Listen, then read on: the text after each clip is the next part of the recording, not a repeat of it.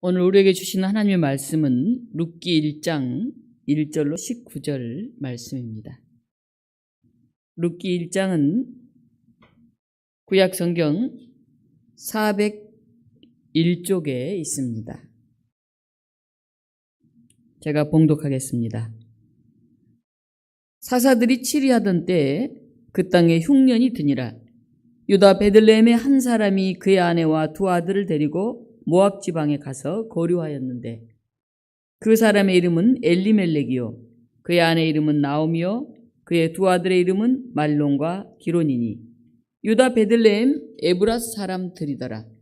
그들이 모압 지방에 들어가서 거기 살더니 나오미의 남편 엘리멜렉이 죽고 나오미와 그의 두 아들이 남았으며 그들은 모압 여자 중에서 그들의 아내를 맞이하였는데 하나의 이름은 오르바요 하나의 이름은 룻이더라. 그들이 거기서 거주한 지 10년쯤에 말론과 기론 두 사람이 다 죽고 그 여인은 두 아들과 남편의 뒤에 남았더라. 그 여인이 모압 지방에서 여호와께서 자기 백성을 돌보시사 그들에게 양식을 주셨다함을 듣고 이에 두 며느리와 함께 일어나 모압 지방에서 돌아오려 하여 있던 곳에서 나오고 두 며느리도 그와 함께하여 유다 땅으로 돌아오려고 길을 가다가 나오미가 두 며느리에게 이르되 너희는 각기 너희 어머니의 집으로 돌아가라. 너희가 죽은 자들과 나를 선대한 것 같이 여호와께서 너희를 선대하시기를 원하며 여호와께서 너희에게 허락하사 각기 남편의 집에서 위로를 받게 하시기를 원하노라 하고 그들에게 입맞춤에 그들이 소리를 높여 울며 나오미에게 이르되 아니니이다. 우리는 어머니와 함께 어머니의 백성에게로 돌아가겠나이다 하는지라. 나오미가 이르되 내 딸들아 돌아가라. 너희가 어찌 나와 함께 가려느냐. 내 태중에 너희의 남편 될 아들들이 아직 있느냐. 내 딸들아 되돌아가라. 나는 늙었으니 남편을 두지 못할지라. 가령 내가 소망이 있다고 말한다든지 오늘 밤에 남편을 두어 아들들을 낳는다 하더라도 너희가 어찌 그들이 자라기를 기다리겠으며 어찌 남편 없이 지내겠다고 결심하겠느냐. 내 딸들아 그렇지 아니하니라. 여호와의 손이 나를 치셨으므로 나는 너희로 말미암아 더욱 마음이 아프도다 하매 그들이 소리를 높여 다시 울더니 오르바는 그의 시어머니에게 입맞추되 룻은 그를 붙쫓았더라. 나오미가 또 이르되 보라 내 동서는 그의 백성과 그의 신들에게로 돌아가나니 너도 너의 동서를 따라 돌아가라 하니 룻이 이르되 내가 어머니를 떠나며 어머니를 따르지 말고 돌아가라 강권하지 마옵소서. 어머니께서 가시는 곳에 나도 가고 어머니께서 머무시는 곳에서 나도 머물겠나이다. 어머니의 백성이 나의 백성이 되고 어머니 하나님이 나의 하나님이 되시리니 어머니께서 죽으시는 곳에서 나도 죽어 거기 묻힐 것이라. 만일 내가 죽는 일 외에 어머니를 떠나면 여호와께서 내게 벌을 내리시고 더 내리시기를 원하나이다 하는지라. 나오미가 롯이 자기와 함께 가기로 굳게 결심함을 보고 그에게 말하기를 그치니라. 이에 그 두 사람이 베들레헴까지 갔더라. 베들레헴에 이를 때 온 성읍이 그들로 말미암아 떠들며 이르기를 이가 나오미냐 하는지라. 아멘. 오늘 이 본문을 가지고 기억되는 사람이라는 제목으로 말씀을 전하겠습니다. 올해 들어서 이제 1월 넷째 주가 되어 가는데 오늘 우리 교우들과 함께 얼굴을 마주보고 예배를 드리고 싶었습니다. 그런데 전체 좌석의 10% 그리고 가능하면 100명 이하 교회는 10명 이하로 예배를 드리면 좋겠다. 그렇게 권장하는 정부 시책에 따라서 이렇게 최소한의 교우들만 모여서 대면 예배를 드리게 됩니다. 아마 이 시간에 우리 교우들이 가정에서 영상으로 우리와 함께 예배하고 있으리라고 그렇게 생각합니다. 오늘 본문은 룻기의 이야기입니다. 룻기의 배경은 사사시대입니다. 오늘 1장 1절 첫 구절을 보면 사사들이 치리하던 때에 이렇게 시작합니다. 사사들이 다스리던 그 시절이었다 하는 것입니다. 이스라엘은 왕정이 시작되기 전에 한 200여 년간 사사시대가 계속되었습니다. 사사기에 보면 특별히 인상 깊은 그런 기절이 있는데 그때에는 사람마다 자기 소견에 옳은 대로 행하였더라 하는 이 말입니다. 사사는 누구입니까? 하나님을 대변하기 위해서 세움받은 사람들이죠. 왕을 세워놓으면 너무 인간적인 자기 권력을 가지고 자기 생각대로 통치하려고 하니까 이스라엘은 우리 왕 없어. 하나님이 우리의 왕이시다. 그래서 정말 필요하고 꼭 있어야 하면 사사가 나타나서 전쟁 지도자가 되기도 하고 또 사사가 나타나서 재판을 감당하기도 하고 이렇게 이제 사사들은 영원한 어떤 왕이 아니라 비상시에 나타나서 문제를 해결하는 그런 사람들입니다. 그래서 오직 우리의 왕은 하나님이다 하는 게 그들의 고백입니다. 근데 오늘 이 귀절은 너무 놀랍지 않습니까? 그때에는 사람마다 자기 소견에 옳은 대로 행하였더라. 하나님의 뜻에 합당하게 행하기 위해서 이 사사를 두고 통치하고 있는데 사람마다 다 자기가 옳은 대로 행했다는 것입니다. 하나님을 하나님으로 인정하지 않는 그런 시대의 모습을 오늘 이야기하고 있습니다. 처음에는 이렇게 시작되지 않았는데 사사시의 이제 후반기가 되어가니까 자기의 이익이 되는 일, 자기가 좀 편한 일, 그걸 무조건 따라가는 그런 타락한 시대가 되었다 하는 말입니다. 왕을 세우지 않고 하나님을 왕으로 모시고 사는 이 사사시대에 하나님을 인정하지 않고 제각기 자기 좋은 대로 행하게 되니 얼마나 사회가 혼탁하고 사람들이 살아가기 척박했겠습니까? 이런 모습은 오늘 이 시대의 모습과도 별로 다르지 않는 것 같습니다. 자신의 이익과 안위를 위해서라면 이웃을 해치고 심지어는 부모도 자식도 버리는 그런 천박한 시대를 우리는 살아가고 있습니다. 부모님의 말씀보다 선생님의 말씀보다 하나님의 말씀보다 그 어떤 말씀보다도 자기의 판단이 더 앞서는 그래서 대다수 사람들이 자기가 옳은 대로 자기 마음대로 사는 그런 시절에 우리는 서 있지 않는지 우리를 돌아봅니다. 자신에게 유리한 쪽을 택하고 어제 한 말을 오늘 뒤집고 또 조금 불리하다고 생각이 되면 기억이 안 난다. 잘 모르겠다. 그렇게 얘기를 합니다. 어떤 사람들은 이제 살만하니까 그래 이만하면 괜찮아. 그래서 하나님을 떠나고 어떤 사람은 너무 살기 힘드니까 하나님이 계시는데 왜 이렇게 힘들어. 그래서 또 하나님을 떠납니다. 그래서 정말 진리를 지키는 그 일에도 또 생명을 존중하고 인권을 보호하는 일에도 사람들은 관심이 없습니다. 오늘 이 사사시대를 살고 있었던 이 나오미 그의 남편 이름이 엘리멜렉입니다. 엘리멜렉이란 뜻은 나의 하나님은 왕이시다 그런 뜻입니다. 우리는 하나님만 왕으로 모시겠다. 그런 신실한 삶을 살겠다. 그런 이름을 부모가 아들에게 지어줬던 것 같습니다. 엘리멜렉, 하나님이 나의 왕이시다. 그런데 그가 자기 마을에 흉년이 들자 삶의 기준인 신앙적인 관점에서 그것을 판단하거나 하나님이 어떻게 생각하실까? 하나님 무엇을 원하실까? 그런 생각을 하지 않고 요즘 먹고 사니즘 이렇게 말하더라고요. 먹고 사는 일을 가르쳐서 이 먹고 사니즘 그 관점에서만 생각을 하죠. 그래서 여기 흉년이 들어서 살기 힘들구나. 저 모압 지방은 아르논 강이 있고 그 주변에 들판과 초원들이 있는데 그것으로 그들이 이사를 합니다. 아마 그것으로 이사를 하려고 한다면 그들이 정말 하나님만이 나의 왕이시다 이렇게 생각했다고 한다면 하나님을 믿고 공동체로 사는 이 사람들 가운데서 내가 거기를 간다는 것은 어떤 의미가 있을까? 그 이방 지역에서 어떻게 섞여 살면서도 하나님을 믿는 그 신앙을 내가 저버리지 않을까? 그런 영적인 고민을 가지고 그들은 그 길을 떠나야 했을 것입니다. 근데 그런 얘기가 전혀 나와 있지 않습니다. 하나님을 왕으로 삼는다고 하는 이 엘리멜렉 그 이름과는 정반대의 길을 그가 간 것입니다. 그저 먹고 살기 위해서. 그 결과는 어떠했을까요? 무려 10년의 타향살이 10년 정도면 이제 좀 어느 정도 자리를 잡고 살만하지 않습니까? 그런데 이 나오미의 남편인 엘리멜렉은 거기서 죽게 됩니다. 그리고 그의 두 아들도 죽게 됩니다. 그러니까 그 가문의 남자들은 다 죽고 며느리 둘만 남은 그런 아픈 상황을 우리는 보게 됩니다. 오늘 우리는 인생에서 흉년을 겪는 이 나오미의 모습을 통해서 오늘 우리들의 모습을 봅니다. 오늘 1장 1절에 그 땅에 흉년이 드니라 이렇게 기록되어 있습니다. 그 땅에 흉년이 드니라. 유다 땅 베들레헴에 사실 흉년이 들었습니다. 그런데 우리 인생에도 수시로 흉년이 듭니다. 흉년하면 먹고 살 게 없으니까 경제적인 궁핍함을 우리가 생각을 합니다. 어떻습니까? 코로나19로 사람들이 더 이상 못 버티겠다. 1년 이렇게 버텼더니 이제는 정말 여기까지 찼다. 아우성을 치고 있지 않습니까? 베들레헴에 흉년이 들었다. 베들레헴이 어디입니까? 하나님이 통치하시는 곳, 나중에 여기 다윗이 태어나는 위대한 그런 땅이 아닙니까? 베들레헴, 그 뜻은 베트는 집이라는 뜻입니다.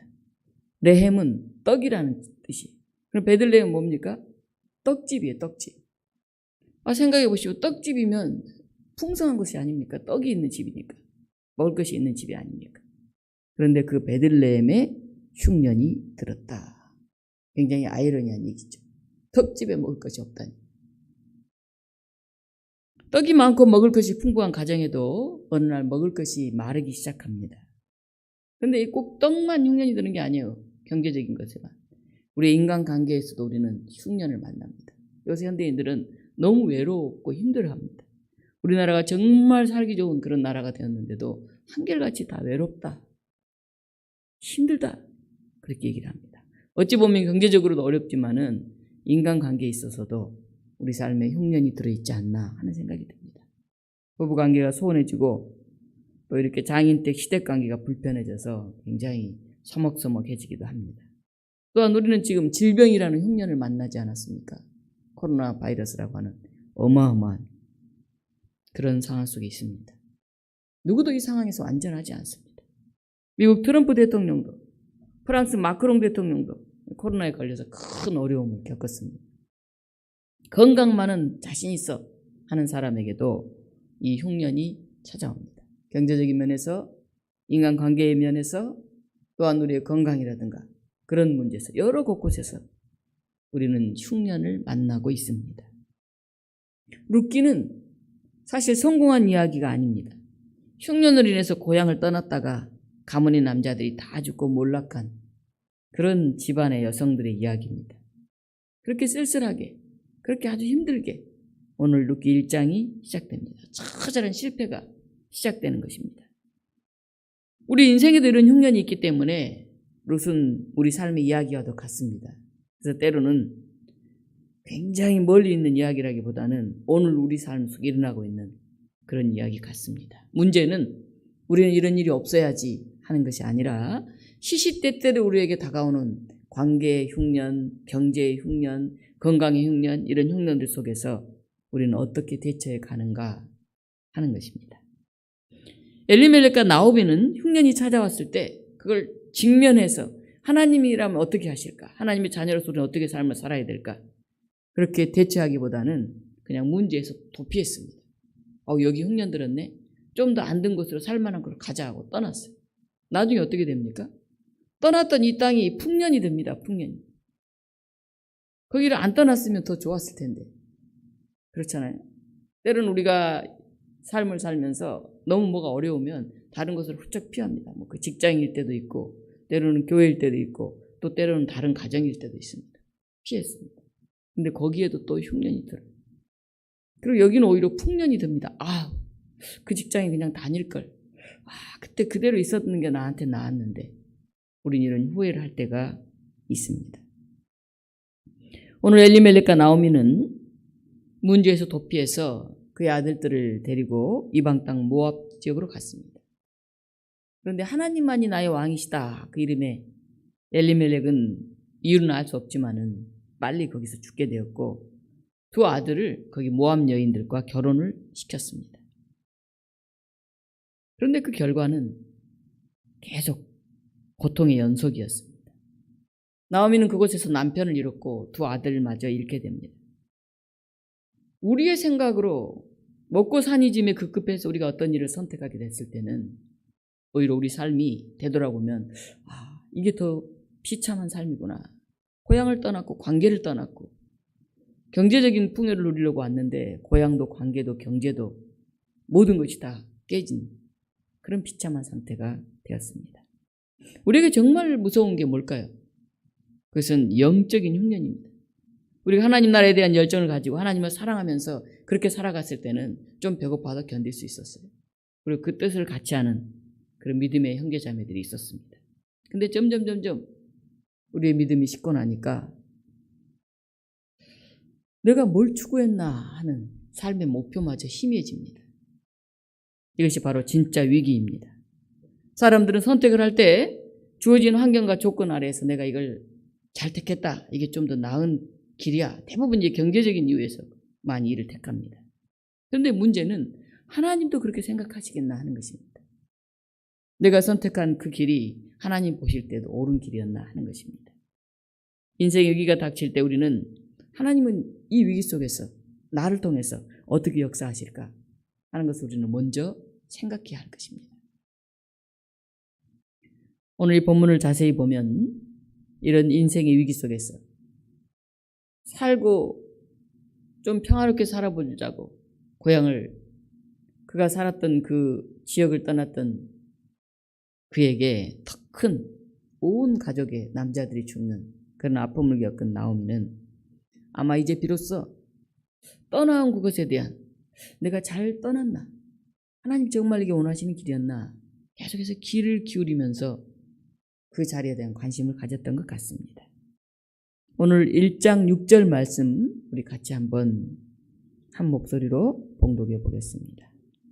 그 여인이 모압 지방에서 여호와께서 자기 백성을 돌보시사 그들에게 양식을 주셨다 함을 듣고 이에 두 며느리와 함께 일어나 모압 지방에서 돌아오려 하여. 여호와께서 자기 백성을 돌보시고 그들에게 양식을 주셨다 함을 듣고, 이렇게 나와 있습니다. 나오미는 귀를 기울여 들었습니다. 우리가 귀를 기울여서 들으려고 할 때 들리는 것들이 있습니다. 그냥 분주하게 바쁘게 일할 때 들리지 않던 것들이 관심을 가지고 집중하고 귀를 기울여서 들었다는 것입니다. 그 내용이 뭡니까? 여호와께서 자기 백성을 돌보시사 그들에게 양식을 주셨다. 떠나왔던 그곳 베들레헴에서 하나님이 다시 풍요로움을 주셨다 하는 것입니다. 그 땅에 하나님의 돌보심이 계속되고 있었습니다. 그들이 그걸 생각하지 못했습니다. 고난의 삶, 이 모압 땅에서 나오미는 드디어 들었고 그리고 마침내 일어섭니다. 두 며느리와 함께 일어나서 모압 지방에서 돌아오려 했다는 것입니다. 들었고 일어나고 돌아오려 했다는 것입니다. 루이스는 고통의 문제라고 하는 그런 책에서 고통의 효력에 대해서 이야기를 합니다.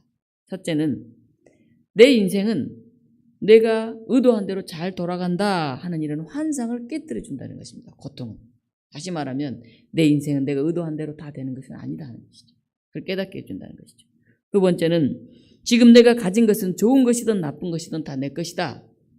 그리고 그 이상을 필요하지 않게 이렇게 느끼는 그런 환상에서 또 깨뜨려 준다는 것입니다. 지금 내가 갖고 있는 이 좋은 것이 다 내 것이 아니다. 누군가의 수고에 의해서 나에게 주어진 것이다. 지금 내가 가지고 있는 이 나쁜 나의 습성이라든가 생각이라든가 이런 게 다 내 것이 아니다. 이걸 나는 떨구고 일어나서 하나님의 형상대로 예수 그리스도의 성품대로 나를 빚어가야 된다. 이런 도전을 하게 해준다는 것입니다. 세 번째는 그것은 나를 온전하게 만든다 하는 것입니다. 그래서 이 고통은 우리에게 굉장한 유익이 됩니다. 내 뜻대로 모든 게 다 되는 게 아니야. 겸손해지죠. 내가 갖고 있는 게 다 내 것이 아니야. 겸손해지죠. 이걸 통해서 나를 다시 빚으시는구나. 그런 고백을 하게 되죠. 고통은 아프고 힘들지만은 히브리서 2장 10절에는 고난을 통해 온전하게 하심, 이렇게 기록하고 있습니다. 기독교 오랜 교리와 전통 속에서 우리는 때로는 고통을 통해서 우리의 삶이 점점 성숙해지는 것을 알게 됩니다. 아주 극단적으로는 예수 그리스도께서 십자가의 사건을 통해서 전적으로 새로운 삶을, 우리에게 구원을 주신 그 엄청난 사건을 일으키셨습니다. 오늘 우리도 어떻게든 살아보려고 낯선 이방 땅으로 갔는데 그것 모압 땅에서 남편과 두 아들을 떠나보내고 쓸쓸하고 고통스럽게 남게 된 그런 나오미와 같은 상황에 처했는지도 모르겠습니다. 이렇게 사는 게 힘들어. 애를 쓰는데 왜 이렇게 더 척박할까? 그렇게 생각하고 있는지도 모르겠습니다. 그러나 여기가 끝이 아닙니다. 흉년은 위기요 비극이지만은 하나님은 그 일을 통해서 자기 백성을 위한 그런 계획을 진행하고 계십니다. 아브라함과 이삭은 기근으로 인해서 자기들이 살던 땅을 떠나야 했습니다. 그런데 오히려 그 떠나는 곳에서 이전보다 훨씬 더 부유해졌습니다. 새로운 것들, 그것을 누리게 되었고 더 풍요로움을 누리게 되었습니다. 창세기 12장과 창세기 26장에 나오는 그런 이야기들입니다. 나오미도 모압 땅 위기 가운데서 떠나온 그 유대의 땅 소식을 듣습니다. 안 떠났으면 이런 상실의 아픔까지는 겪지 않았을 텐데 나오미는 뒤늦게 후회했을지도 모릅니다. 사랑하는 독립교회 여러분, 오늘 여러분들 가운데 위기 속에 있는 분들이 계십니까? 아니 그렇게 남들은 위기라고 생각되지 않는데 내 마음은 내 생각은 굉장한 위기의식 가운데 그런 느낌 가운데 서 있는 분들이 있습니까? 그렇다면 하나님의 음성을 귀 기울여 보시기 바랍니다. 내가 그거 아니라고 생각하고 힘들다고 생각하고 못한다고 생각해서 떠나버렸던 그 자리를 다시 한번 돌아보시기 바랍니다. 그리고 믿음의 사람들의 이야기를 주목해 보시기를 바랍니다. 나오미는 비로소 깨달았습니다. 고통스러운 현실을 원망하지 않고 내 불신앙 때문에 내 믿음 없음 때문에 하나님의 손이 나를 쳤다. 그렇게 나오미는 고백을 합니다. 그리고 믿음의 눈으로 자기 삶을 다시 해석합니다. 재해석합니다. 오늘 13절 같이 한번 읽어보겠습니다. 너희가 어찌 그들이 자라기를 기다리겠으며 어찌 남편 없이 지내겠다고 결심하겠느냐. 내 딸들아 그렇게 아니하니라. 여호와의 손이 나를 치셨으므로 나는 너희로 말미암아 더욱 마음이 아프도다 하며 여호와의 손이 나를 치셨다. 그렇게 고백을 합니다. 그래, 내가 제대로 못 살았다. 하나님의 뜻을 온전히 깨닫지 못했고 그냥 먹고 사는 게 힘들어서 내가 생각하기 쉽게 그냥 떠났는데 이런 결과가 올 줄 몰랐다 하고 뒤늦게 후회를 합니다. 나오미는 자신의 고통을 신앙적으로 잘 정리하고 있습니다. 이 시대가 그래서 이 상황이 나빠서 그렇게 얘기하지 않고 내가 제대로 판단하지 못해서 하나님의 손이 나를 치셨다. 그렇게 고백합니다. 비록 고난의 이유를 알지 못한다 할지라도 이 고난 속에서도 함께 하시는 하나님이 나를 통해서 역사하시고자 하는 그런 뜻이 있음을 나오미는 비로소 뒤늦게 깨닫게 됩니다. 그래, 지금이라도 베들레헴 하나님 곁으로 돌아가자. 그렇게 결단했습니다. 오늘 세 번째 보면 나오미는 그런 어려운 위기 상황에서도 한 마음으로 위로를 나누는 그런 사람이었습니다. 경제적인 어려움만 흉년이 아니라 우리는 인간관계의 어려움도 흉년이라는 것을 우리가 늘 기억해야 합니다. 어쩌면 관계가 깨진 게 더 큰 그런 흉년일 수도 있습니다. 나오미가 이제 베들레헴으로 가겠다고 결단하고 나니까 과부가 된 두 며느리가 눈에 밟힙니다. 데리고 가자니 그 남편도 없는 낯선 이방 땅에서 살아야 될 그 며느리들 삶이 아직 젊은데 너무 안타깝고 마음이 계속 아팠습니다. 오늘 그렇게 말합니다. 나는 너희로 말미암아 더욱 마음이 아프다. 남편을 잃고 홀로 된 동병상련의 아픔이기 때문에 더 절절했던 것 같습니다. 남편 없이 여성이 혼자 살아가야 된다는 것은 보통 어려운 일이 아니었기 때문에 그렇습니다. 지금도 어렵지만은 그 시절에는 더더욱 생활이 어려웠죠. 그래서 나오미는 말을 합니다. 너희는 각기 너희 어머니의 집으로 돌아가라. 모압 땅 너희 가족으로 가라 하는 것이죠. 너희가 죽은 자들과 나를 선대한 것 같이 죽은 자들, 내 아들들 그리고 나 시어머니를 선대한 것 같이 여호와께서 너희를 선대하시기를 원하노라. 여호와께서 너희에게 허락하사 각기 남편의 집에서 위로를 받게 하시기를 원하노라. 아니 남편이 어디 있습니까? 두 며느리가. 남편이 다 죽었는데 뭘 얘기하고 있을까요? 고대 이스라엘은 재혼을 허락했습니다. 그리고 과부의 생존권을 보장하기 위한 형사치수대라는 제도까지도 만들었습니다. 형수가 홀로 되면 그 가문의 남자들이 형수와 그 가정을 책임지도록 그렇게 했죠. 그런 이제 시동생들이 없으면은 가장 가까운 친척들이 그를 돌보도록 그렇게 했습니다. 내 어머니 집으로 돌아가라. 남편의 집에서 위로받기를 원한다. 아마 그 모압 땅에서 다시 재혼해서 거기서 행복하게 잘 살기로 한다. 나오미 그렇게 얘기를 한 것입니다. 우리 가문 사람이니까 이제 절대 안 된다. 나를 따라서 나를 섬기면서 나와 함께 지내야 된다. 그렇게 강요하지 않았습니다. 자유롭게 그들의 길을 열어주면서 그들이 선택할 수 있도록 그렇게 했습니다. 그 옛날 사람이지만은 참 열린 사고를 가진 사람이다. 그런 생각을 하게 됩니다. 두 며느리는 목 놓아 울지만은 결코 오르바는 그 땅에 남게 되고 이 롯은 나오미를 붙쫓았다 이렇게 나와 있습니다. 붙쫓았다가 무슨 뜻일까? 제가 찾아봤더니 착 달라붙었다 그런 뜻입니다. 공경하거나 마음을 가까이 하면서 섬기고 따른다 그러면 붙쫓았다. 그냥 쫓았다가 아니고 붙쫓았다. 이렇게 우리말은 기억하고 있습니다. 어떤 사람은 그런 말을 합니다. 룻은 굉장히 신앙이 좋았고 어머니를 잘 섬기는 그런 며느리였고 오르바는 그냥 몇 마디 말하니까 자기 그 지역에 남았다. 그래서 롯은 훌륭하고 오르바는 조금 별로 인정머리가 없는 그런 며느리처럼 비난하는 사람들도 있습니다. 그러나 성경은 이런 도덕적 평가를 내리고 있지 않습니다. 누구는 잘했고 누구는 못했다 그렇게 판단하지 않습니다. 우리는 흑백 논리를 경계해야 됩니다. 이거는 100% 옳고 저거는 100% 틀리다. 굉장히 위험한 판단일 수 있습니다. 공자가 이런 얘기를 했는데 군자 교절 불출악설 그런 얘기를 했습니다. 군자는 누군가와 교제를 끊을 때에도 상대방을 깎아내리거나 험한 말을 하지 않는다 그런 뜻입니다. 비록 헤어지게 될지라도 관계가 끝나더라도 최대한 예의를 갖추고 덕이 되는 그런 말, 그런 행동을 하라 그런 뜻입니다. 제가 우연찮게 TV를 한번 보다 보니까 요즘 인기 있는 프로그램을 해서 일부러 한번 봤더니 우리 이혼했어요 그런 프로그램이 있더라고요. 그래서 아니 이혼한 게 무슨 큰 자랑도 아닌데 이런 프로그램이 있나.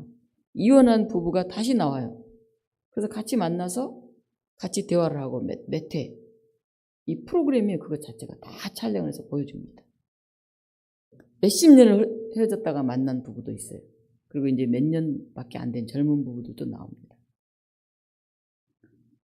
TV를 보는 사람 눈에는, 제 눈에는 보여요. 아, 저 남자가 이런 그 남편 중심의 가족관계 때문에 아버지 문제 뭐 이런 문제 때문에 부인이 도저히 거기 살지를 못하는구나 하는 게 이렇게 보여요. 또 반대로 이제 부인의 어떤 부족함이 보입니다. 객관적으로 좀 보여요.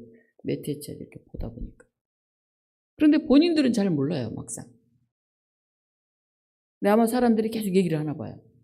거기에 이제 뭐, 달기도 하고 어떤 이야기들을 전화를 해서 뭐 얘기들도 하나 봐요. 그래서 이제 다음에 나오면서 조금씩 바뀌더라고요. 자기가 깨닫지 못한 자기의 모습을 객관화시키면서 서로 이렇게 노력하고 변화하는 모습을 봅니다. 근데 쉽지 않아요. 한번 이렇게 관계가 딱 깨져 있으면 양 부모들도 관계들이 깨져 있고 두 사람만의 문제가 아니기 때문에 쉽지는 않습니다. 너무 생각 없는 말을 해서 상처를 입은 경우는 관계가 쉽게 회복되기가 어렵습니다. 우리는 언제 어떤 경우나 다 할 말이 있어요. 제가 이제 가족치료 상담을 좀 하는데 이 부부 상담을 하면 꼭 두 사람 얘기를 들으라고 꼭 한쪽 사람 얘기를 들으면 이 사람이 대부분 옳아요. 근데 이쪽 사람 얘기를 들으면 또 달라요. 그래서 둘이 놓고 몇 회차를 꼭 하라고요. 그럼 그게 객관화가 돼요. 이렇게 보면 제 3자 입장에서. 본인들은 몰라요. 자기 입장에서만 얘기하니까. 그래서 꼭 양쪽 입장을 들어라. 특히 부부 상담은 한쪽 얘기만 들으면 절대 안 된다. 그런 얘기를 합니다.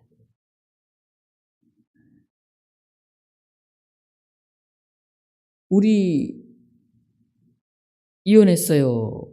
이런 프로그램을 세상에 왜 하나 이렇게 하고 보니까 그 서로 갈등을 가지고 있었던 이 관계가 그 몇 회차 한 4회차나 뭐 이런 만남을 통해서 자신이 뭘 잘못했는지 우리 가정의 문제가 뭔지 그것을 좀 깨달아가면서 다시 뭐 합치는 경우는 아직 못 봤지만은 서로 이렇게 편안하게 만나고 또 누군가 양육하고 있는 아이들 자녀들에게도 굉장히 좋은 영향력을 주는 그런 모습을 보았습니다. 일터나 학교나 공동체, 우리 인간관계가 비록 부득이하게 헤어지는 한이 있더라도 잘 헤어지는 게 굉장히 중요합니다. 옛날에는 그냥 온수와 악수 돼가지고 그냥 헤어지면 두 번 다시 안 보잖아요. 서로 갈등이 있잖아요. 근데 지금은 그걸 다시 만나기 위해서 뭐가 문제였는지를 다시 합치지 못한다 하더라도 그걸 보고 깨닫게 하는 굉장히 성숙한 사회가 돼가고 있구나. 제가 그런 생각을 하게 되었습니다. 마지막으로 이 나오미는 기억되는 사람이었습니다. 나오미가 10년 만에 유대 베들레헴으로 돌아갔을 때 온 성읍이 떠들썩합니다. 나오미냐? 이렇게 반가워합니다. 10년 만에 가면 사람들이 잊어버렸을 만도 하고 또 안다 하더라도 뭐 그렇게 떠들썩할 필요는 없잖아요. 왔나보다 이러지. 막 자짓걸 나오미냐? 그 이름까지 잊지 않고 모여서 부릅니다. 나오미라는 말의 뜻은 희락이라 그런 뜻입니다. 희락. 기쁘고 즐겁다 이런 뜻이죠. 나오미는 유다를 떠났을 때 그때보다 더 빈손이 되어가지고 남편도 자식도 뭐 그야말로 빈털터리가 돼서 며느리 하나를 데리고 돌아옵니다. 그래서 그렇게 말합니다. 나를 나오미라고 부르지 마라. 나는 이제 기쁨이 아니야. 즐거움이 아니야. 나를 마라라고 불러라. 마라라는 뜻은 괴로움이라는 뜻이에요. 얼마나 자기가 힘들고 괴롭게 다시 돌아왔으면 나를 마라라고 불러다오. 그렇게 말했을 거예요. 근데 사람들은 그를 다 나오미라고 부릅니다. 나중에 며느리 룻이 친척 보아스와 결혼해서 아들을 낳습니다. 그러자 동네 여인들이 다 나와서 찬송을 막 합니다. 오늘 4장 14절로 15절입니다. 여호와께서 오늘 내게 기름 물을 자가 없게 하지 아니하셨도다. 이 아이의 이름이 이스라엘 중에 유명하게 되기를 원하노라. 이는 내 생명의 회복자이며 내 노년의 복량자라. 곧 너를 사랑하며 7 아들보다 귀한 내 며느리를 낳은 자로다. 그렇게 얘기를 합니다. 이 아이가 이스라엘 중에서 유명한 사람이 되기를 원한다. 이 사람이 너의 기업을 잘 지켜줄 것이다. 그렇게 얘기를 합니다. 오늘 나가서 그 이웃들이 자기 일처럼 기뻐하면서 그 아이의 이름까지 지어주죠. 17절 보면 이웃 여인들이 그에게 이름을 지어주되 나오미에게 아들이 태어났다 하여 그의 이름을 오벳이라 이렇게 지었습니다. 오벳이 누굽니까? 다윗의 아버지인 이새의 아버지죠. 엄청난 사건이 일어난 것입니다. 이스라엘의 메시아가 태어날 그 다윗 가문의 조상이 된 것입니다.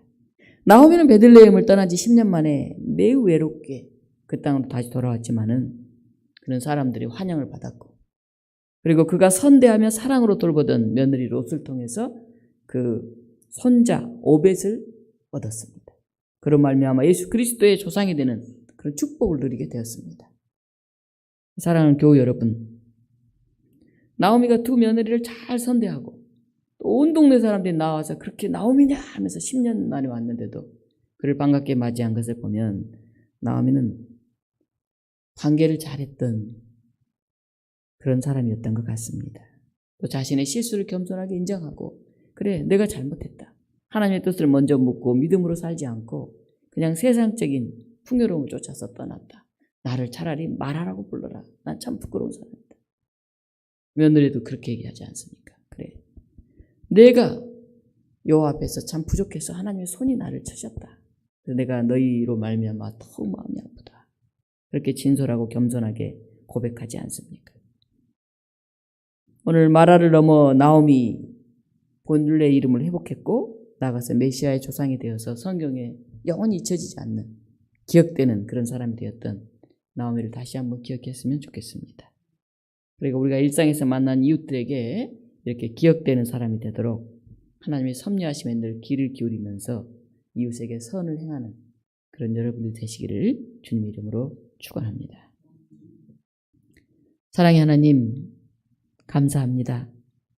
우리의 삶이 때로는 마라와 같은 괴로운 가운데 있다 할지라도 우리가 끊임없이 하나님의 음성에 귀 기울이게 하시고 때로는 우리가 실패하고 실수하고 잘못 선택했다 할지라도 하나님의 뜻은 또는 이 실수와 실패를 통해서 나타내고자 하는 사용하시고자 하는 그 하나님의 뜻은 무엇인지를 다시 한번 되묻게 하여 주시옵소서.